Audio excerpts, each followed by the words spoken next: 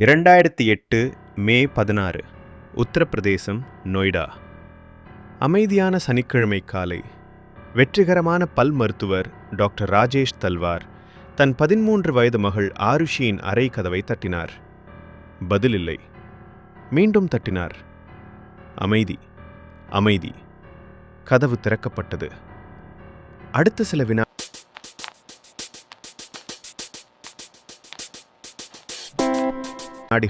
அந்த குடும்பத்தின் வாழ்க்கையையே சிதறடித்தது.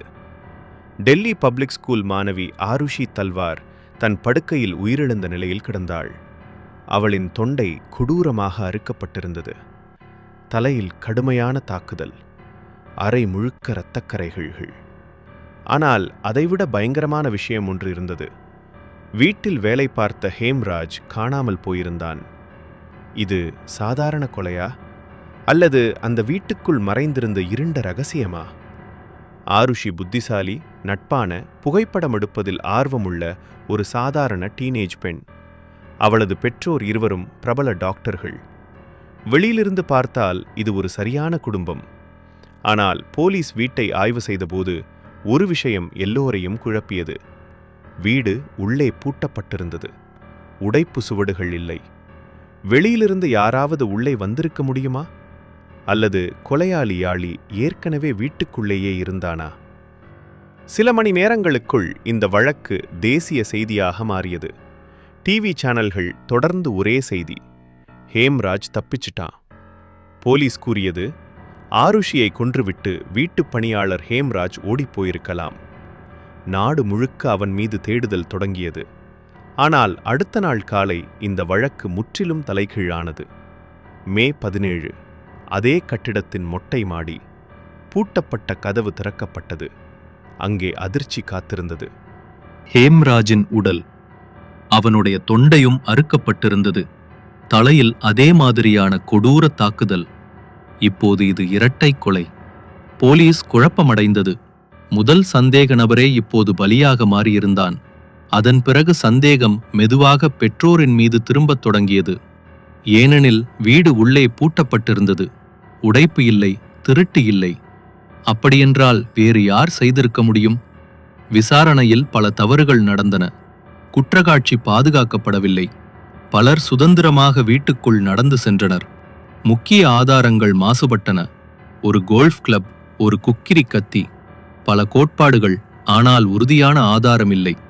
இதற்கிடையில் இந்த வழக்கை இந்திய ஊடகங்கள் ஒரு தேசிய நாடகமாக மாற்றத் தொடங்கின. வழக்கு இப்போது நாட்டின் மிகப்பெரிய மர்மமாக மாறியது. பின்னர் சிபிஐ விசாரணையை கைப்பற்றியது. முதலில் வெளியாட்கள் மீது சந்தேகம். பிறகு முழு கவனமும் தல்வார் குடும்பத்தின் மீது திரும்பியது. டாக்டர் ராஜேஷ் தல்வார் கைது செய்யப்பட்டார். அதற்கு பிறகு மீடியாவில் அதிர்ச்சி குற்றச்சாட்டுகள் வெடித்தன. மரியாதைக்காக கொலை, இரகசிய உறவுகள், ஸ்விங்கர் பார்ட்டிகள். சான்றுகள் இல்லாமல் வதந்திகள் நாடு முழுக்க பரவின. 24 மணி நேர செய்தி சேனல்கள் ஒவ்வொருவரும் தங்கள் தீர்ப்பை சொன்னார்கள். ஆனால் உண்மையான ஆதாரம் எங்கே? சிபிஐயின் கோட்பாடுகள் தொடர்ந்து மாறிக்கொண்டே இருந்தன. ஒரு கட்டத்தில் அவர்களுக்கே உறுதியான முடிவு இல்லை என்று தோன்றியது. ஆனால் 2013இல் ராஜேஷ் மற்றும் நூபுர் தல்வார் இருவருக்கும் வாழ்நாள் சிறை தண்டனை விதிக்கப்பட்டது. நாடு இரண்டாக பிரிந்தது. சிலர் அவர்கள்தான் குற்றவாளிகள் என்றனர். மற்றவர்கள் இது நீதி பிழை என்றனர். ஆனால் உண்மை என்ன? 2017 அக்டோபர், அலகாபாத் உயர்நீதிமன்றம் ஒரு அதிர்ச்சி தீர்ப்பை வழங்கியது.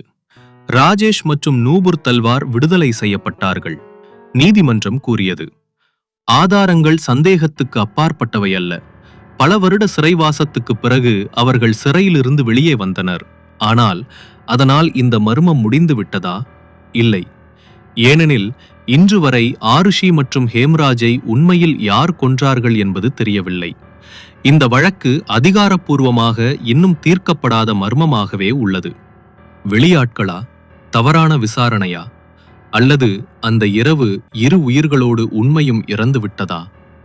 இந்தியாவின் மிக பயங்கரமான உண்மை குற்ற மர்மங்களில் ஒன்று தாஷ் ஆருஷி தல்வார் வழக்கு. உங்களுக்கு என்ன தோன்றுகிறது? உண்மையான கொலையாளி யார்?